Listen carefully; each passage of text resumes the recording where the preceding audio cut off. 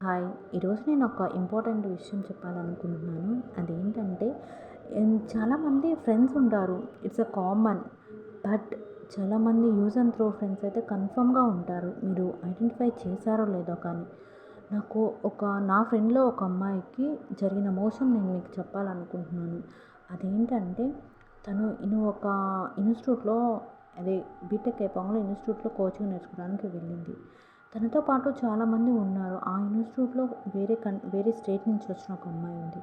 తనని అందరూ వేరే స్టేట్ కదా! సో, అంతగా ఎక్కువ పట్టించుకోరు. అసలు జస్ట్ హాయ్, బాయ్ కూడా చెప్పరు. బట్ ఆ అమ్మాయి ఏం చేసిందంటే ఇంటెలిజెంట్‌గా ఒక ప్లాన్ వేసి, ఆ అమ్మాయి వచ్చి ఈ ఇన్‌స్టిట్యూట్‌లో అందరితో పరిచయం ఉండే ఒక అమ్మాయిని బెస్ట్ ఫ్రెండ్‌గా చేసుకొని, ఆ అమ్మాయి ద్వారా ఈ అమ్మాయి ల్యాప్‌టాప్ ఇప్పించుకుంది. ఫోను అన్నీ తనకి ఇంటర్వ్యూకి ఏదైతే హెల్ప్ కావాలో అన్నీ ఆ బెస్ట్ ఫ్రెండ్ అనే ఒక అమ్మాయిని మోసం చేసి, బెస్ట్ ఫ్రెండ్ అనే ఒక ముసుగేసి ఆ అమ్మాయితో అన్నీ ఇప్పించుకుంది.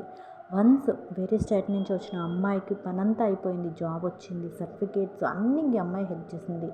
హెల్ప్ చేసిన అమ్మాయికి జాబ్ రాలేదు. బట్ కనీసం జాబ్ వచ్చిన అమ్మాయి ఫోన్ చేసి నువ్వేం చేస్తున్నావు, ఎక్కడున్నావు, ఎలా ఉన్నావు, ఏంటి నీ సిచ్యువేషన్, నువ్వు ఏం చేస్తున్నావు, నేను ఇలా సెటిల్ అయ్యాను, నా పొజిషన్ ఒక్క మాట ఇంతవరకే అనలేదంట.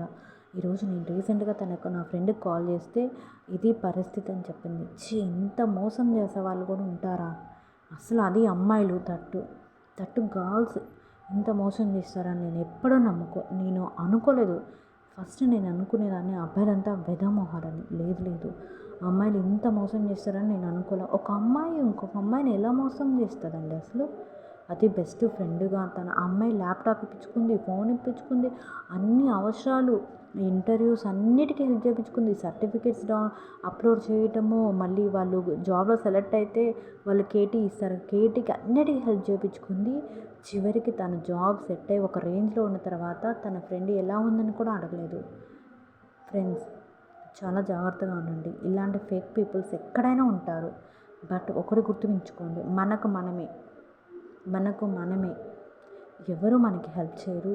అంతే. ఎందుకంటే ఈ ప్రపంచమంతా నెగిటివ్ కన్నింగ్ పీపుల్స్. బయట ఒకటి లోపల ఒకలాగా ఉండే కన్నింగ్ పీపుల్స్ ఉన్నారు. ప్లీజ్ జాగ్రత్త. Thank you so much.